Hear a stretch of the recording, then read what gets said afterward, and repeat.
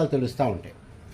ఇప్పుడు చూడండి, rise rise ఈ రెండింటికి మీనింగ్ ఒకటే దాదాపుగా, పైకి లెగటం అని, టు గో అప్ అని.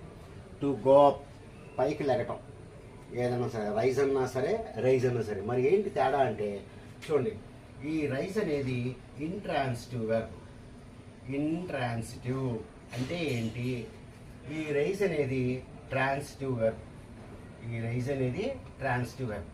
ఇప్పుడు చూసారా, ఇప్పుడు మీకు ఈ వర్డ్స్ తెలియడం వల్ల, ఇవి నేర్చుకోవడం వల్ల మీకు ట్రాన్సిటివ్ అంటే ఏంటి, ఇంట్రాన్సిటివ్ అంటే ఏంటో ఇప్పుడు మీకు అర్థం అవుతుంది అనమాట. అది మీకు ఇక్కడ.